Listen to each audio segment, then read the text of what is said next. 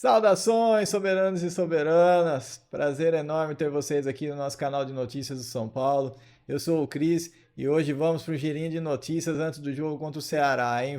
Mas antes disso, não esquece de compartilhar, curtir, se inscrever no canal, manda aí para os tricolores que você conhece e vamos lá! Amanhã, 6h30, tem o jogo contra o Vozão. Ceará e São Paulo, vai ser lá na casa deles.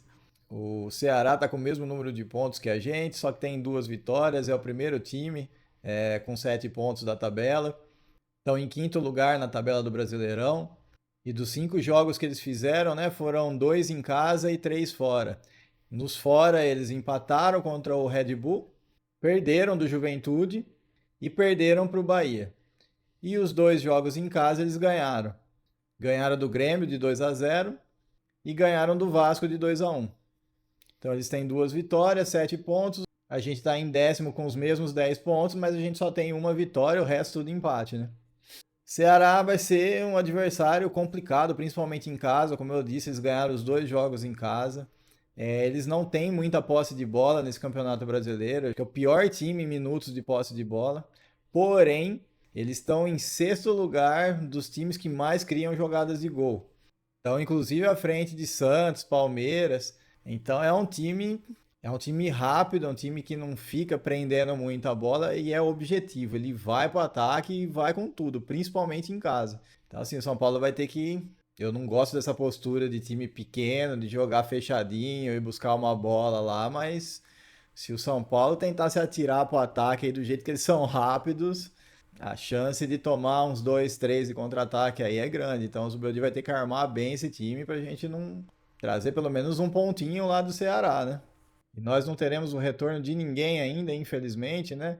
O Caleri foi operado, o Pablo Maia se recuperando, o Lucas, uma boa notícia, ele começou a fazer a transição agora para o campo, então não está mais só correndo, agora está trabalhando com bola junto com os companheiros, ainda não está treinando firme, mas tá batendo bola com o pessoal que não vai para os jogos e tal, né?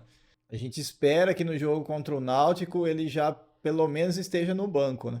Agora o Oscar ainda não tem previsão. O Oscar ainda tá meio atrasadinho, talvez só no próximo jogo que o Oscar possa, depois do Náutico, né, da Copa do Brasil no meio da semana, que o Oscar possa de repente começar a pintar no banco de reservas.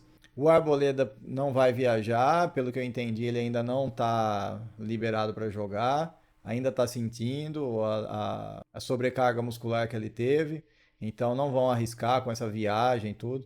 Muito provavelmente o time que vá para enfrentar o Ceará seja um time bem alternativo. O Zubeldia precisa dar descanso para Ferreirinha, precisa dar descanso para o Marcos Antônio, precisa dar descanso principalmente para o Alisson. O Marcos Antônio ainda foi substituído nos últimos jogos. O Alisson nem isso, o Alisson tá jogando diretão. Precisa então dar uma descansada nele. Então, assim, eu acho que a gente vai ter um time bem alternativo para esse jogo. Ainda não saiu a escalação, né? Geralmente sai uma horinha antes do jogo, aí eu posto lá na aba da comunidade do canal para vocês verem. Mas a tendência é que seja um time bem alternativo e quem sabe dessa vez a gente vê o Rian jogar, né? Vamos ver se ele tem chance, nem que seja um segundo tempo da vida, alguma coisa desse tipo, para que a gente possa ver ele jogar e fazer o que ele sabe, que é marcar gol, né? Que é o que a gente está esperando. Então esperem um jogo bem complicado, bem difícil para o São Paulo, viu? Mas eu acho que a gente consegue pelo menos um empate lá. Meu coração diz que a gente vai ganhar de 1-0, 2-1, aquele esqueminha. Mas esperem um jogo difícil para amanhã. A transmissão desse jogo é exclusiva da Amazon Prime, né? Então você só vai conseguir assistir no streaming lá da Prime Video. O juiz já foi escolhido, é o Daronco que vai para esse jogo. Ai, dá até medo. Cara que não aguenta correr por causa do monte de músculo, você já viu, né? Fica longe do lance e só marca besteira pra gente. Espero que o São Paulo não seja prejudicado em mais um jogo, né? Vamos ver como é que vai ser. E falando ainda do pessoal que tá fora, né? O Luiz Gustavo, vocês sabem, tá se recuperando daquele tromboembolismo pulmonar. O empresário dele deu uma entrevista, falou que ele já tá se sentindo melhor já a cada dia, que o organismo dele tá respondendo bem. E que assim, como ele está tomando um anticoagulante, ele tem que ficar pelo menos 3 meses sem nenhuma atividade física forte, né? Porque não pode ter sangramento, nada desse tipo, que é perigoso.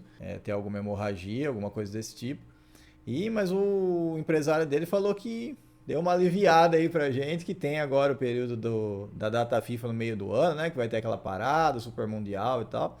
E diz que ele não pretende parar não, cara. Que se Deus quiser, aí depois dessa parada aí que vai ter, ele volte para encerrar o ano em grande estilo no São Paulo. Que bom, cara. Fico feliz mesmo. Eu achei que a família dele ia fazer uma pressão para parar por causa do susto e tal, mas parece que não. Parece que ele pretende cumprir o contrato até dezembro e encerrar em grande estilo tanto a passagem dele no futebol no geral como aqui no tricolor, né? Meu desejo maiores melhoras do mundo para o Luiz Gustavo. Espero que ele fique bem o quanto antes, fique 100%, que ele consiga realmente se despedir dos gramados de maneira bem legal. Se Deus quiser, com um título pra gente. E teve uma entrevista também exclusiva do Arquibancada Tricolor, né, do presidente do Conselho Deliberativo de São Paulo, o Aires, né? Ele falou sobre algumas coisas, sobre eleição, mas não falou nada demais, assim, foi mais do mesmo. Falou um pouquinho do FIDIC, que é uma boa alternativa para São Paulo, digamos assim, tentar entrar nos eixos e tal, mas não falou nada demais. Então, assim, eu não vou nem focar muito, porque assim, o buraco que a gente tá, a gente já sabe. O que tem que fazer para sair a gente também já sabe, que é gastar menos do que arrecada. Mais fácil falar do que fazer. Mas o São Paulo, esse ano, parece que está em busca de conseguir fazer isso. Só que isso leva para um outro problema. O São Paulo precisa ser superavitário esse ano. Ele só teve déficit aí nos últimos anos, tirando um ano lá que teve 50 e poucos milhões, acho que foi quando teve a transferência do Anthony lá. Então aí veio uma bolada pro São Paulo que ele não estava esperando e teve a venda acho, também do zagueiro lá, que nossa, como eu sinto falta dele, o Beraldo, né?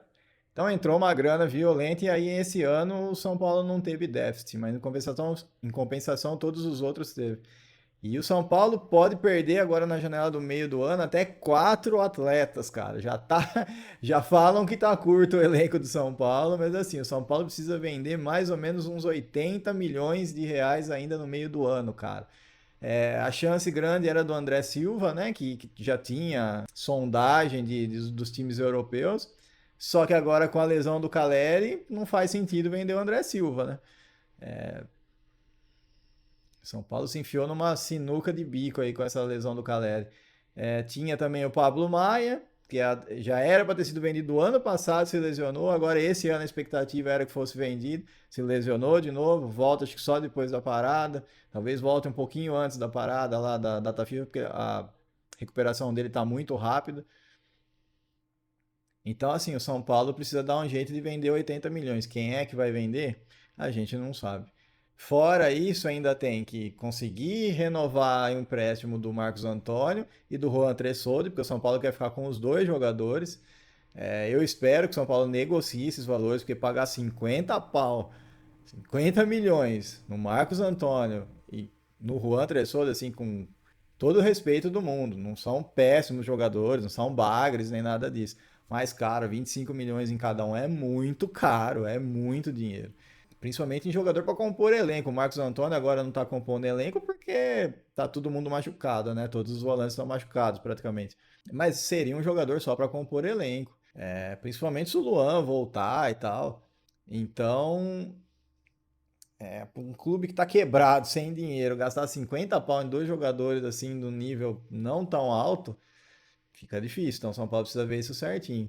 E você lembra que eu falei que estavam de olho no Cedric, né? Pois é, até agora o São Paulo não conseguiu renovar o contrato dele. Hoje é dia 25, o contrato dele só vai até o final desse mês. Então, a partir do dia 1º de maio, ele já não é mais jogador de São Paulo. Eu espero que ele cumpra o que ele falou de estar feliz aqui, de ter gratidão pelo São Paulo, pela oportunidade, porque, como eu já falei no outro vídeo, não preciso lembrar vocês que ele estava escanteado fazia mais de um ano e ninguém dava uma oportunidade para ele e o São Paulo deu.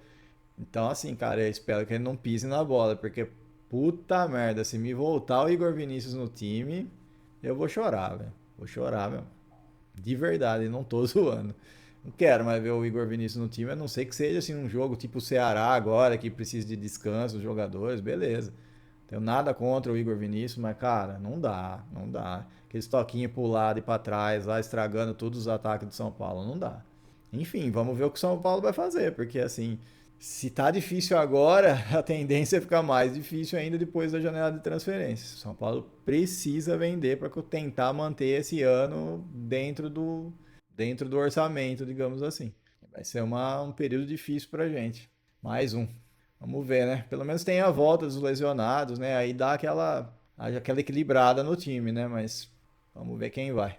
A esperança que pode acontecer nesse tempo é o acordo com o Marinacci ser fechado, né? A gente sabe que é um contrato complexo, que leva tempo para ser feito, precisa ser apresentado ainda para os diretores, né? Para os conselheiros votarem e tudo mais. Mas a esperança é que seja injetado aí uns 33, 40 milhões aí no meio do ano, caso seja feito o acordo com o Marinacci. Aí o São Paulo dava uma respirada, mas não pode tipo, pegar 40 milhões e ter que gastar 50 com o Marcos Antônio e com o Juan Tressolde, né? Mas a tendência é que a situação fique difícil, cara, até o final do ano. E duas rapidinhas agora para a gente encerrar, né? O Sombra, né, que é comentarista da Rádio Energia, e ele tem também um canal no YouTube. Ele gravou um vídeo pedindo para a torcida, eu não sei se foi, acho que foi no X, né, no Twitter, pedindo para a torcida do São Paulo não pegar muito no pé do Wendel.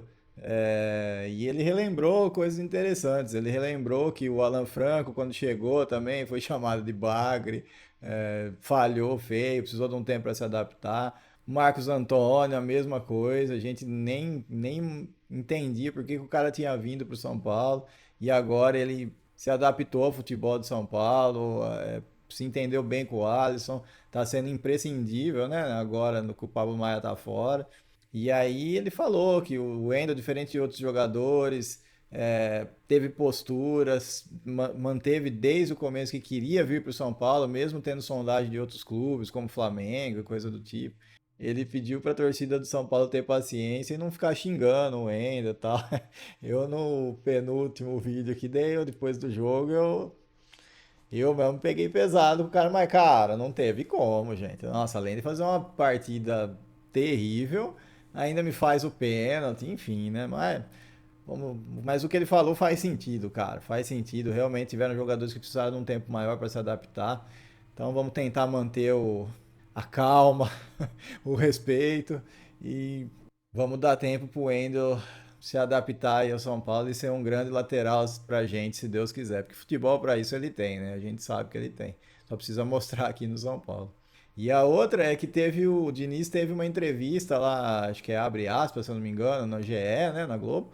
E ele falou do período que ele treinou o São Paulo, falou que foi um período mágico para ele, que teve uns 3 meses ali que foi perfeito, que a gente ia jogar fora de casa contra o Flamengo, ganhava de 3, vinha para casa, ganhava de 4. Enfim, era um time assim que fazia muitos gols, jogava praticamente no automático, né? E ele falou que ele teve desmanche, né? Que vai ser mais ou menos o que vai acontecer esse ano. Que não teve nenhuma contratação e que, na verdade, só o Luciano que foi trocado, né? Foi nessa época que ele veio para o São Paulo. E que, na verdade, os jogadores que estavam foram saindo e foram sendo colocados jogadores da base, né? Até que teve o Brenner, que jogava com o Luciano, o Igor Gomes jogava numa ponta, enfim.